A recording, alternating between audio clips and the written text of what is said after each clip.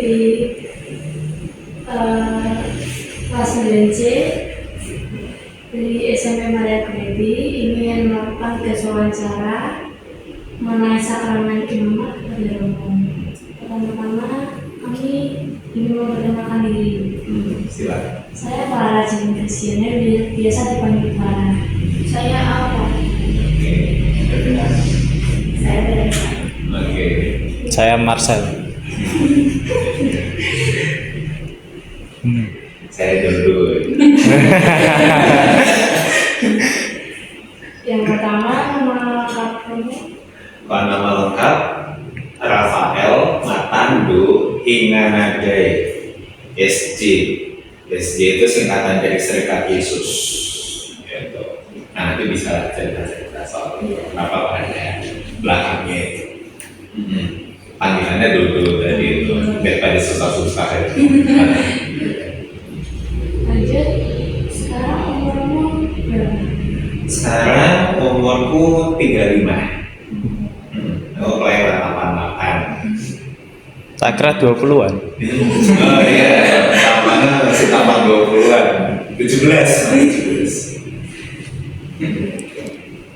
Berapa lama kamu menetap di paroki ini? Di paroki ini tuh baru setahun sekarang ini. Genap setahun, ya kurang lebih. Masuknya dulu kan juga sekitar bulan November.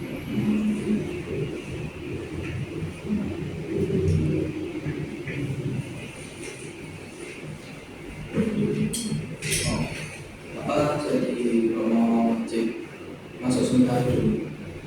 Jadi Romo wajib atau enggak ya masuk seminari? Seminarinya seminari apa dulu nih? Karena ada yang namanya seminari menengah, ada seminari tinggi. Kalau seminari menengah itu enggak wajib. Jadi ada juga romo-romo yang kayak yang memang masuknya itu misalnya setelah bekerja dulu. Jadi gini, seminari menengah itu kan tingkatnya SMA, sama kayak SMA gitu ya, seminari menengah. Nah itu ada romo-romo yang dulunya masuk seminari menengah. Misalnya aku dulu seminari menengahnya di Bogor, lulus SMP langsung masuk seminari. Ada romo-romo yang nggak lewat seminari menengah dulu, tapi misalnya udah kuliah di luar, udah kerja dulu, terus baru masuk jadi romo gitu. Nah, kami yang lewat seminari menengah sama yang nggak lewat seminari menengah itu ngelewatin yang namanya seminari tinggi.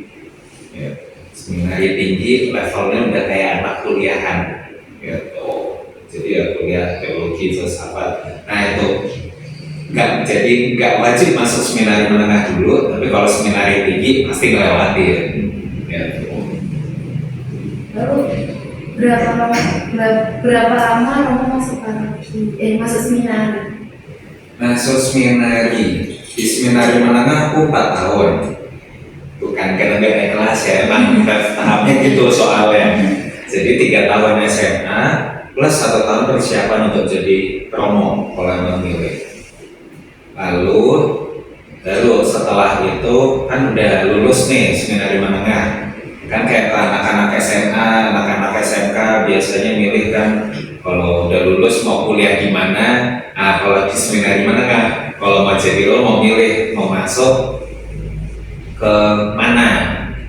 Jadi rezeki Romo di gereja Katolik itu nggak cuma satu, tapi bisa jadi kayak aku tadi makanya ada SJ-nya, itu bisa ada beberapa kelompok promo gitu. Ada misalnya kalau aku SJ itu singkatan dari Serikat Yesus. Nah itu makanya lalu di belakangnya dikasih SJ. Ada juga Projo. Projo itu artinya imam yang ada di daerah itu. Misalnya imam di imam khusus, jadi memang dikhususkan di situ. Jadi kayak ada di sini namanya Keuskupan Agung Semarang. Artinya wilayahnya cuma di Semarang, dia punya romo sendiri namanya Romo Projo Semarang. Di Malang nanti ada namanya Projo Malang, kayak gitu. Jadi nama wilayahnya itu Keuskupan. Nah ada itu. Ada lagi nanti kelompoknya macam-macam juga soalnya. Lalu menarik apa yang mau alami selama masuk seminar? Sama masuk seminari, di seminari menengah. Kalau seminari menengah yang menarik ya ini sih, banyak sih ya yang menarik di sana. Antara lain misalnya, selain yang salah-salah di sana juga banyak yang enggak ini ya. Kita nggak membayangkan seminari itu selalu jadi tempat yang suci-suci kayak gitu. Soalnya kan gimana-gimana juga itu isinya anak muda semua kan gitu ya, anak-anak baru lulus SMP masih senang main. Di satu sisi kita belajar jadi romo itu menarik karena tahu macam-macam, dikasih apa, dapat wawasan macam-macam soal jadi romo. Selain juga belajar pelajarannya SMA umum ya gitu. Kayak aku masuk IPS gitu. Nah, tapi juga belajar misalnya secara khusus soal kitab suci, soal ekaristi, soal kayak gitu, belajar bahasa Latin, nah menarik. Soal di Katolik kan belajar bahasa Latin untuk romo-romo kan itu masih ya. Nah, gitu. Tapi di sisi lain juga menarik. Ya ketemu sama teman-teman yang unik-unik itu juga menarik, dari mana-mana asalnya. Terus bisa belajar dari mereka juga, kadang-kadang bandelnya juga bandel, nah itu juga menarik. Begitu udah masuk seminari tinggi alias maksudnya udah semakin udah lanjut lulus dari seminari menengah, lanjut jadi akan lebih dekat ke jadi romonya itu ya itu beda lagi. Ada saat romo tertarik jadi romo. Oke, tertarik jadi romo. Gini,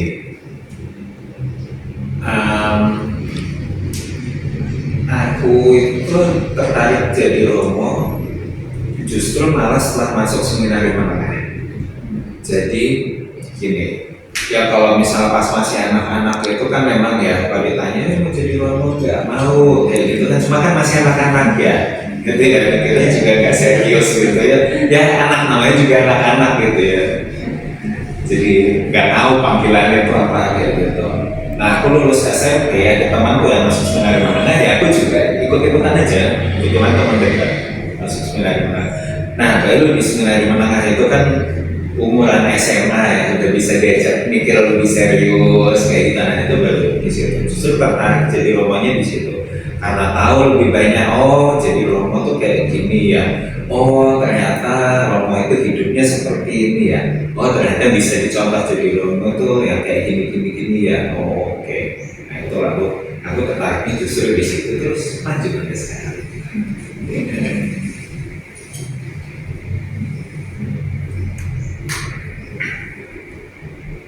Pas masuk seminari pernah ada rasa mau berhenti jadi romo? Ada, kalau mau jujur ada rasa pengen berhenti jadi romo. Karena itu juga ya, karena udah kenal macam-macam soal jadi romo. Terus kadang-kadang mikir juga ini apakah emang ini tepat panggilannya buatku. Apalagi pertama yang jadi tantangan buatku adalah jadi romo itu kan berarti memilih untuk nggak nikah. Jadi bukan nggak boleh nikah ya. Jadi romo itu memilih untuk nggak nikah. Karena jadi romonya pun itu kan juga pilihan. Gitu.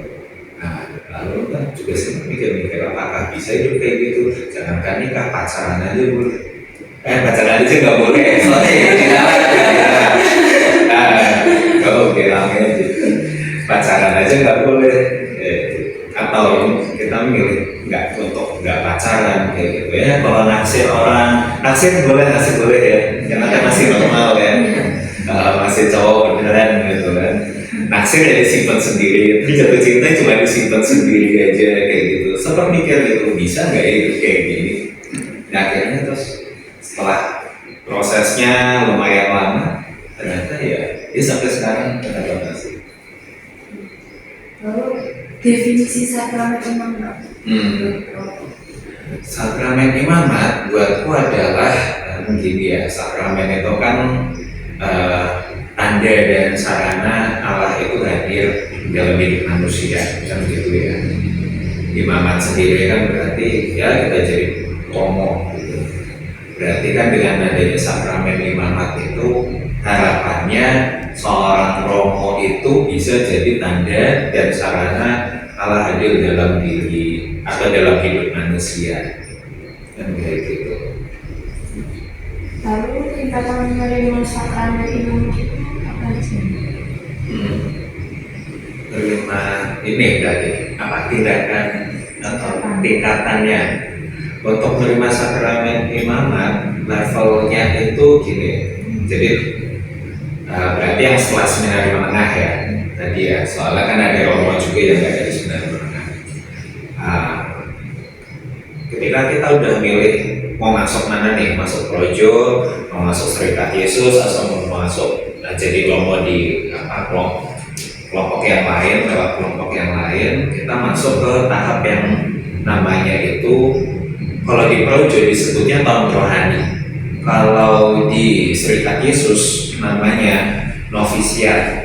Novisiat itu artinya itu tahun awal kita kenalan dulu. Kalau orang pacaran itu ibaratnya ya ini kayak inilah PDKT-nya dulu sebenarnya, belum sampai pacaran kayak gitu. Jadi kenalan dulu ini tuh jadi romo itu seperti apa sih? Terus kayak kalau aku di Serikat Yesus berarti Serikat Yesus itu kelompok macam apa sih? Kayak gitu. Terus semangatnya kayak apa? Terus caranya rohaniannya itu kayak apa gitu? Cara doanya macam apa? Kayak gitu. Kenalan hal-hal kayak gitu. Setelah dari tahun itu novisiat atau tahun rohani itu lalu lanjut ke filsafat, namanya studi filsafat, karena seorang romo itu wajib belajar filsafat dan teologi.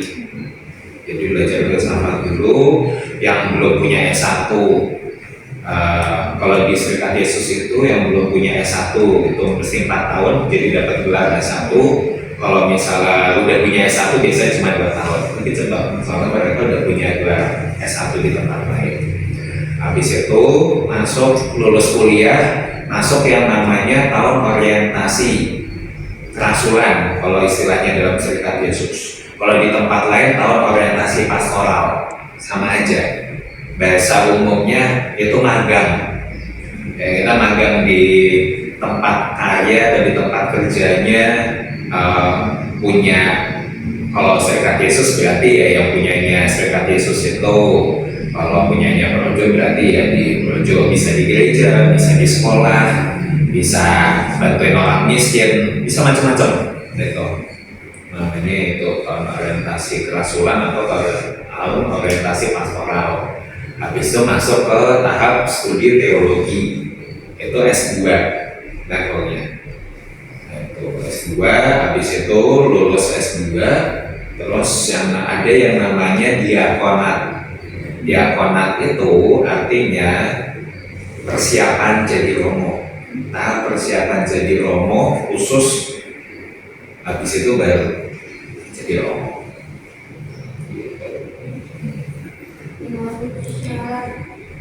Menerima sakramen imamat. Syarat terima sakramen imamat ya. Syarat kalau sakramen imamat syaratnya laki-laki pasti, dan laki-laki sungguhan gitu ya. Bukan yang jadi-jadian ya, bukan oplas di Thailand gitu terus jadi romo, itu nggak bisa. Jadi laki-laki sungguhan. Lalu yang pasti statusnya bebas, artinya nggak lagi terikat perkawinan, itu terutama nggak lagi terikat perkawinan sama orang lain. Lalu juga mesti ya itu mau melewatin proses tadi itu, prosesnya kan panjang tuh ya. Ibaratnya kalau di luaran itu proses orang S1, habis kuliah S1, S2 dulu baru boleh jadi romo. Ibaratnya kan kayak gitu. Mungkin juga kalau di tempat kalian gitu kan S1 dulu, S2 baru boleh jadi pendeta, misalnya kayak gitu. Nah harus mau melewatin semuanya itu. Kurang lebih sih secara umum syaratnya kayak gitu.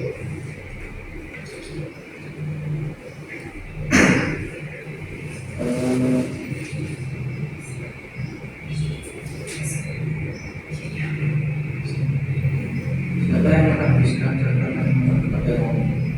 yang memberikan sakramen imamat yang ini ya, yang menabiskan itu namanya uskup. Gitu. Uskup itu pemimpin, tadi kan aku nyebut yang namanya keuskupan ya, yang jadi kepala wilayah gitu. Nah, uskup ini yang menabiskan atau yang meresmikan seseorang jadi romo. Gitu. Ada uskup. Pesan untuk kaum muda. Pesan untuk kaum muda hubungannya sama ini ya, Iya. sama sakramen imamat. Ya yang cowok, bahasa cowok Katolik, oh ya tadi itu syaratnya cowok Katolik dan bebas dari perkawinan, itu wajib Katolik. Nah bagi kalian kalau cowok Katolik masih jomblo terutama gitu ya, dan gak apa-apa udah punya pacar juga kalau mungkin gak mikir-mikir juga mau jadi romo, ya itu terserah kalian. Jangan takut untuk jadi imam gitu ya, untuk jadi imam, jadi romo, untuk menerima sakramen imamat. Karena